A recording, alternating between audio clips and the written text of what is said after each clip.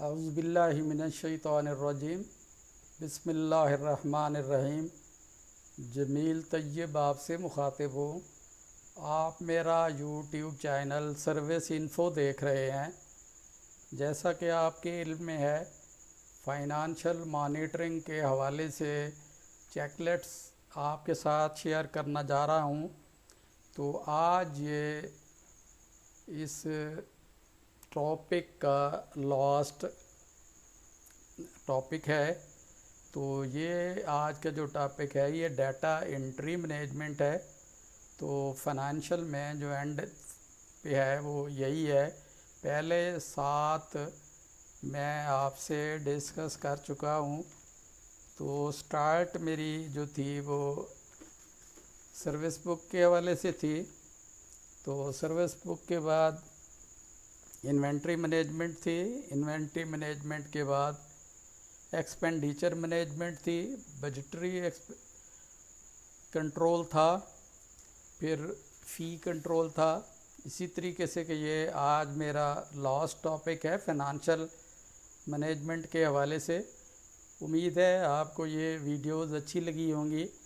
इस पे मेरी गुजारिश ये होगी कि आप इनको turn by turn, part by part आपको देखें तो आपको इंशाल्लाह इसका फ़ायदा होगा। अगर सिर्फ आप टॉपिक वाइज इसको देखें तब भी ये एक दूसरे के साथ इंटरलिंक्ड हैं, दूसरे के साथ इनका आपस में गहरा ताल्लुक़ है। इसीलिए इस आठ पार्ट को आप देखें तो इंशाल्लाह इसका बड़ा फ़ायदा होगा।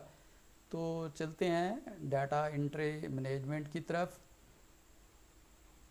तो डाटा एंट्री मैनेजमेंट का जो पहला इस पे है ये है बैंक बैलेंस।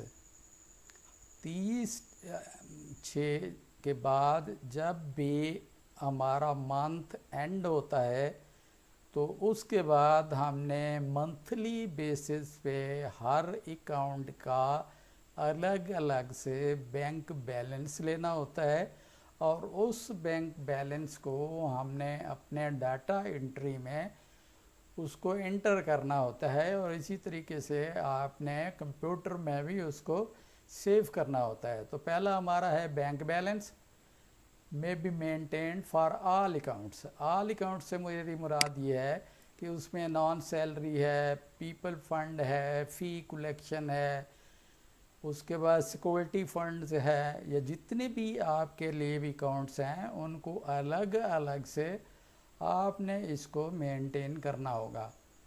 आगे चलते हैं। आगे फिर आ गया है income and expenditure. The income and expenditure statement में be maintained on monthly basis.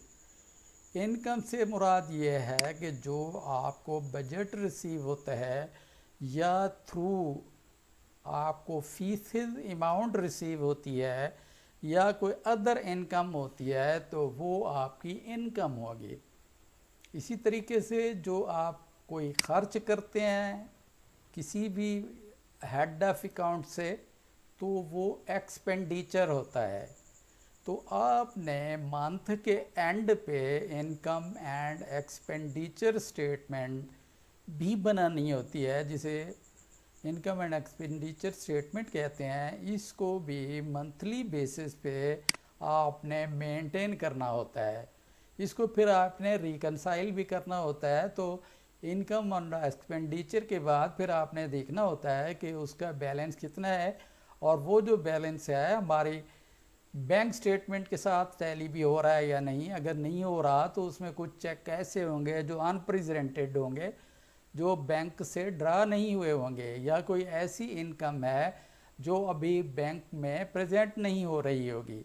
तो इस तरीके से हम इसको ट्रायल बैलेंस भी कहेंगे, इनकम एक्सपेंडिचर भी कहेंगे। ट्रायल बैलेंस भी यही है कि उस हमारी इनकम कितनी है, एक्सपेंडिचर कितनी है, तो हमने उसको इनकम और एक्सपेंडिचर को फिर हमारा जो क्लोजिंग बैलेंस है उसको ऐड करने के बाद तो हमारा जो इनकम है, एक्सपेंडिचर है, बैलेंस को ऐड करने के बाद वो हमारी रिकनसाइल होनी चाहिए। तो इसमें हमने इनकम एक्सपेंडिचर का है जो हमने डाटा एंट्री करनी होती है, ये डाटा एंट्री मैनेजमेंट का है। तो ये काफ़ी इम्पॉर्टेंट है इनकम और एक्सपेंडिचर के हवाले से, तो इसको हमने डेली मंथली बेसिस पे हमने इसको मेंटेन करना होता है। आगे होता है data entry in accounting software में be maintained updated on monthly basis से। ये सब जगह पे अकाउंटिंग सॉफ्टवेयर मौजूद नहीं है।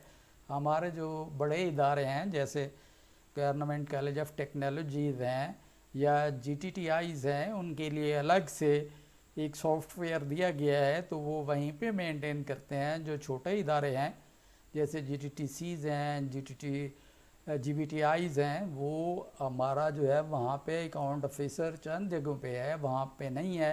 तो इसलिए जो डाटा एंट्री है आपने डायरेक्टर ऑफिस में आके इसको मंथली बेसिस पे इसको कराना होता है, मेंटेन कराना होता है। ये भी इंतहाई इम्पॉर्टेंट होता है और इसको रिकनसाइल करना भी ज़रूरत होती है कि इसमें आपका एक्सपेंडिचर कितना है और आपकी इनकम कितनी है और साथ इसका बैलेंस कितना है।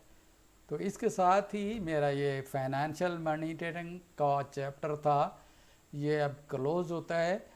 तो आखिर में मुझे अपनी राय से ज़रूर बताइएगा।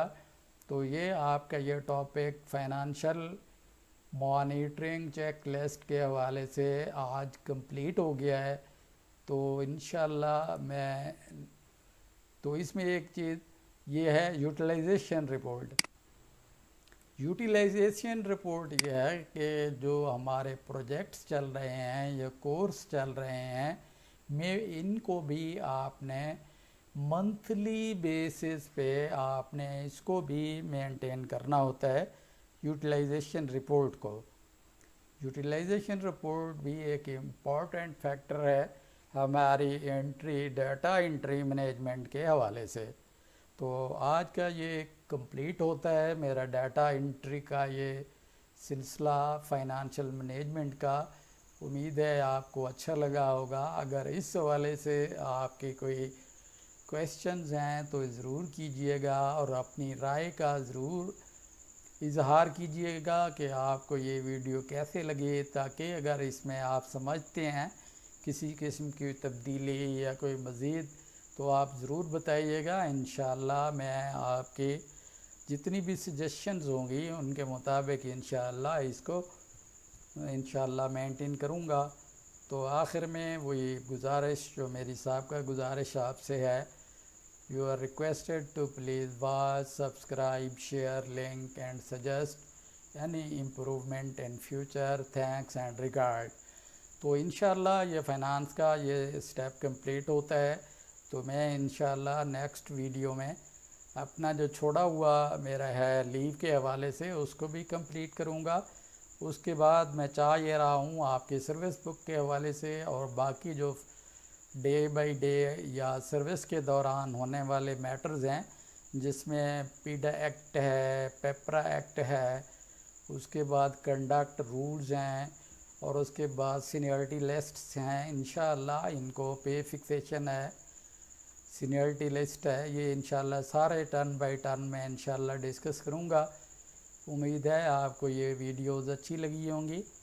तो इसके साथ ही नेक्स्ट वीडियो तक मैं आपसे इजाज़त चाहूँगा। अल्लाह हाफ़िज़, अपना ख्याल रखिएगा। अस्सलामु अलैकुम व रहमतुल्लाहि व बरकातुहू।